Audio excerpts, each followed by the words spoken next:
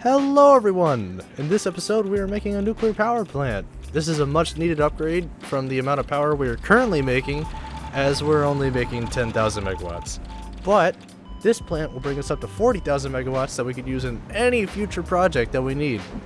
Which I guess is expected because it's just power. This video is more focused around the building process and the step-by-step on just every building I make, so I get to show y'all. I hope y'all enjoy this because it'll be a lot longer this time. The first thing I wanted to get down and finish was like a circle blueprint that I could do for my nuclear power plant. I envisioned making like a donut of sorts.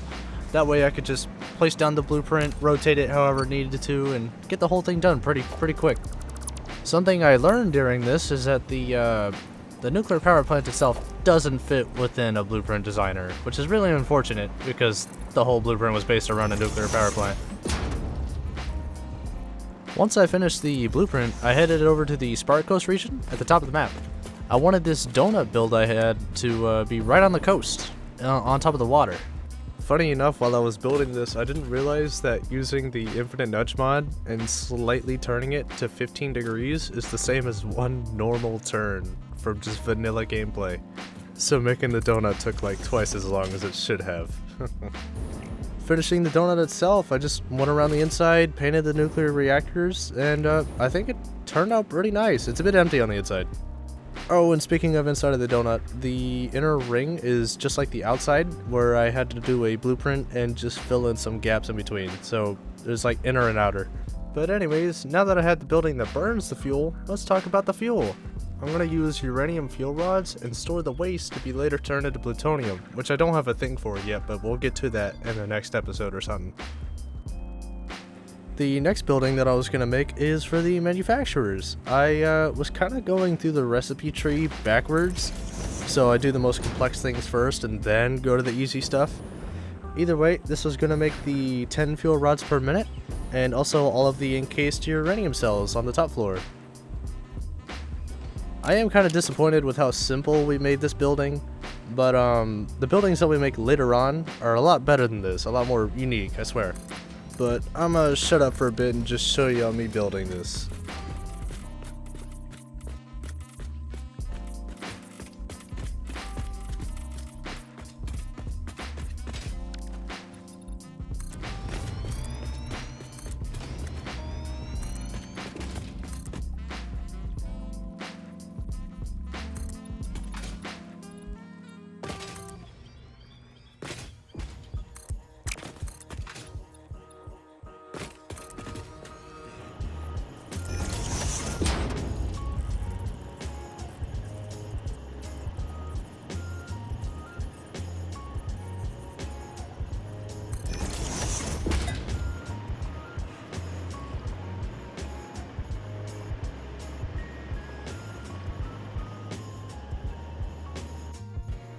I think this turned out pretty good for how simple it looks. I mean, the building itself wasn't hard to make at all. The main thing it needed was just to hold the manufacturers, which makes us 10 uranium fuel rods per minute. Which is funny because I wasn't using nowhere near as much as I was going to make. I was only going to use 2.4 per minute, and we were making 10, so we had a lot of extra in case we needed more power. But hey, it's nice. The next building I was going to make was for all of the intermediate products, anything that was made in an assembler. This building would make control rods, AA limiters, stators, and encased industrial beams. The first floor we're making is for the stators. The stators take up the most space, so we decided to make like each floor smaller than the last if possible. Meaning the top floor would be for industrial beams since we needed the least of them.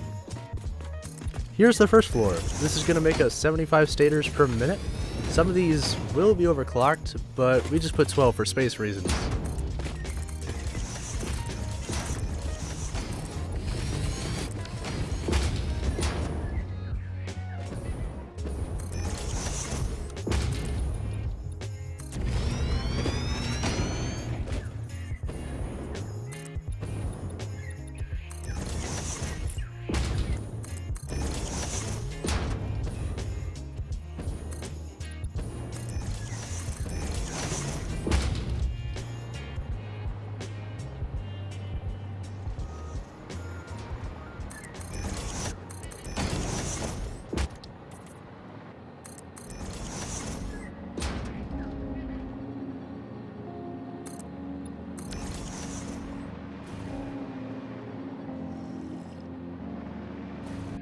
Here's what each floor is going to look like. Me and Spring did really good on the design for these assembler floors. After this, each floor is pretty much the same, just fitted for the amount of assemblers on the inside of it. We've only got 3 more floors to go, so let's go ahead and get to it. The second floor was for the electromagnetic control rods. It was the same amount of assemblers as the floor below it, so this part of the building didn't really need to be much smaller, just had to build it.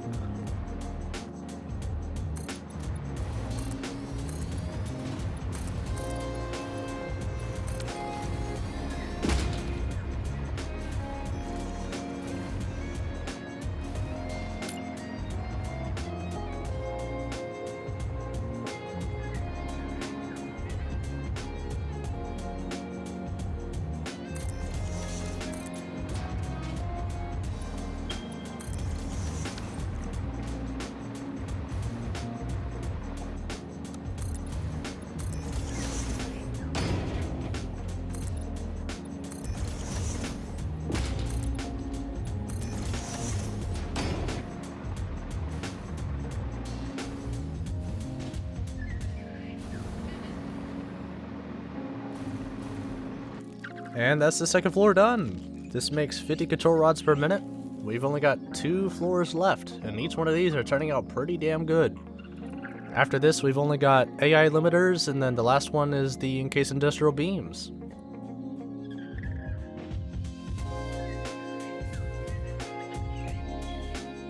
Now, I may have forgotten to record the third floor, but these last 2 make 50 AI limiters, and the very top makes 30 encased industrial beams.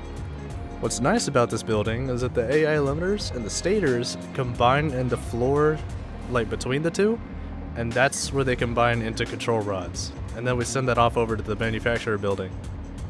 Here's a quick shot of the finished building. In total, this makes 75 stators a minute, 50 AI limiters a minute, 50 control rods per minute, and 30 industrial beams per minute. It combines the stators and the AI limiters to make the control rods, and then the industrial beams and the control rods are sent over to the manufacturer building for, well, whatever it needs.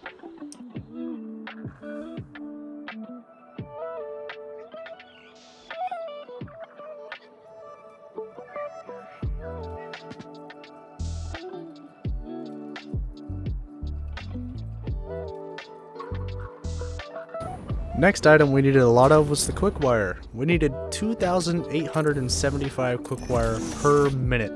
So we made something called the honeycombs. It's a blueprint with 10 constructors in it that we lined the mountain with. This made building the Quickwire very simple, and all we had to do was feed it Caterium ingots. If we did our math right, then it'd only take 5 of these honeycomb blueprints for us to make the correct amount of Quickwire that we needed.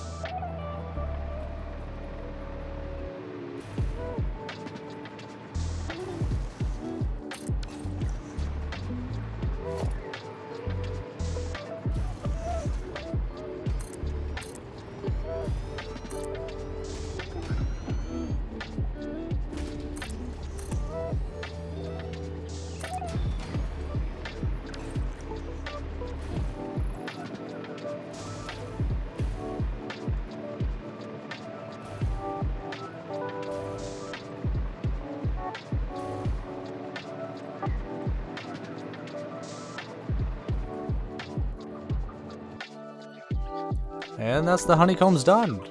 They're really simple, like stupid simple, but they turned out very nice. This is the easiest way we could have done the Quickwire. I enjoy how it turned out. Now for the next building. This building covers every single basic material that we needed. It's going to make silica for the infused uranium cells over at the manufacturer building, copper sheets for the AI limiters, wire for stators, steel pipes for both stators and the encased industrial pipes, and lastly concrete, which will also mix for the encased industrial pipes. We wanted this building to be slightly different than the others, so we made the entire floor glass and did like a moon pool type of build. And I think it turned out amazing. If you want to make your own moon pool, like a glass floor, I recommend using the glass roof instead of the glass foundation, because the glass foundation has a bar going through the center that makes it harder to see through from like a side view. Also, cool little building tip. If you have a bunch of plain windows that like just connect to the bottom and top of foundations, you can put a painted beam at the top of it going around like a rim. It adds a lot of depth, especially if you have a certain color thing going on, like ours was lime green here. This is also the first building that I've been able to use the sheet metal roof on. I'm still not 100% sure about it, but I think in the end it turned out pretty good. After we finished building the outside, we moved on to the machines. Our first thing that we did was put all the copper stuff in. The copper sheets were on the bottom and the copper wire was on the top.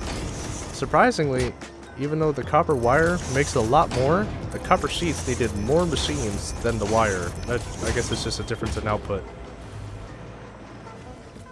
Going over to the other side of the factory, we started doing the silica machines. This turns the quartz into silica, which is used for the infused uranium cells. Moving up, right above that, we're making the concrete constructors. These ones are just used for the encased industrial beams over at the manufacturer building. And the last machines we had to set up were in the center. These ones are making the 435 steel pipes per minute. These combine with the concrete over at the assembler building and are then sent off over to the manufacturer building. This is all just for encased industrial pipes.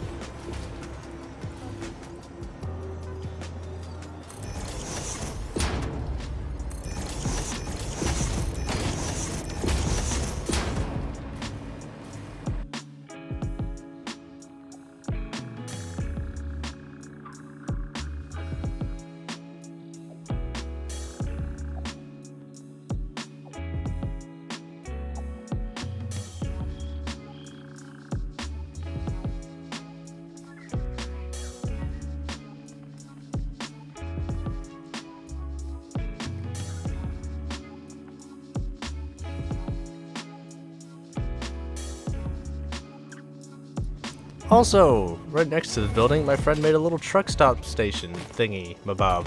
I get to put my truck stations in here and then just deliver the items straight into the factory. There's also another door so that way the trucks can get out. We're gonna have like a whole road network. The next thing we needed to do was the most important. We needed to deliver items to this area, that way the factories could work. So I decided we're not gonna use any trains and we're gonna have everything delivered by drones. What we planned for this was like a drone ring. We'd have the truck stops below where the drones drop off their items, and then we just have trucks drive in through the circle. It's like a roundabout, and then they go back to their facilities that they need to drop the materials off at. This was made in a very similar fashion to the nuclear reactor ring that I did, in the sense that I was able to just make a blueprint, rotate it by one tick, and then just place it down. All I had to do was line up the corners. Cool thing about this drone port, you have all the fuel delivered by drone and circulated through the whole build, so that way each drone port and truck stop is fueled constantly. Also, any drone delivering to this gets refueled before it leaves. This inner ring of fuel is actually super useful. We put a merger on each blueprint section, so that way whenever we go through and connect them all, we just gotta go from merger to merger. And wherever the fuel drone was, we could just hook it up into this line and it pretty much just does a circle around the entire building. We pretty much had everything done. We just needed to deliver ore to all the factories and then make sure that all the conveyor belts are going to the right spots. We did need to do two more things though. Deliver uranium to the buildings, which we're going to do last because it's radioactive. We also needed to make steel, so let's go make a whole new factory. First thing we did was design a sort of tower that we could just blueprint, all the way up as many floors as we needed to. turns out we did not need nowhere near as much space as we needed for the steel. The foundries themselves, they make so much more steel than the amount of space that they use. We only ended up using one floor of one of the towers. But if we look at this as good news, we don't have to build another steel factory. We could just fill in the floors that we have empty. This should cover us for about the rest of the game. If we need more steel than this, then I am worried, because I am doing something crazy.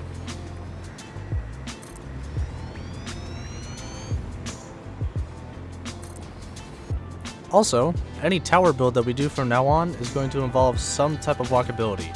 We put an elevator in each tower, and I went ahead and renamed each of them to have like floor 1 through 6. And also a little icon, if it's a little factory floor, the truck depot floor. I thought it was a nice little touch.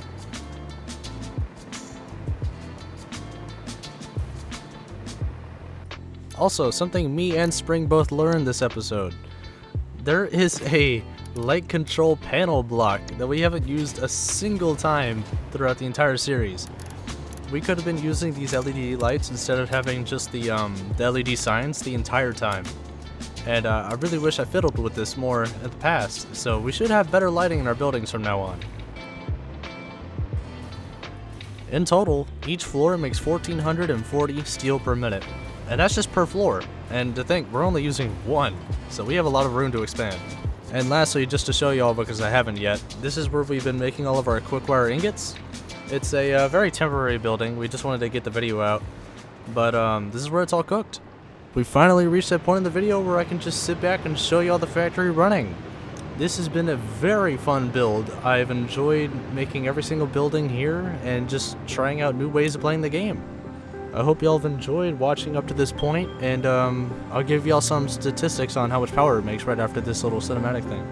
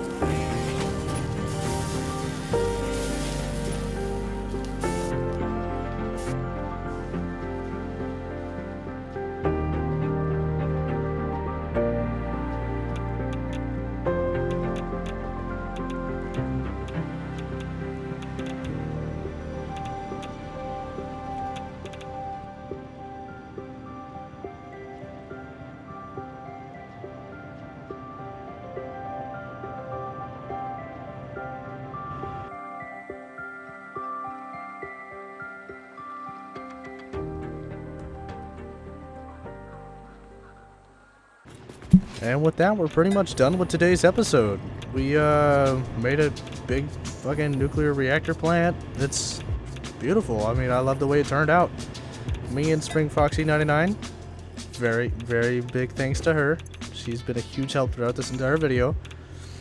We went from making 10,000 megawatts to 40,000, at least whenever all the nuclear reactors are running. We still have to wait for the entire thing to fill up with fuel rods. Currently, we're only using like 0.25 per minute when we're making 10 per minute. So if we need more power, then we can easily just make like another donut of nuclear reactors. Either way, this has been a huge step. We might do rocket fuel in the next video. At least, hopefully. It'd be very nice. It'd be a better alternative to the fuel that we've been using for every single vehicle. And if you've made it this far in the episode, consider liking and subscribing. Leave a comment. I like to reply to everyone. And if there's anything y'all want to see in the future, just tell me. See y'all in the next episode.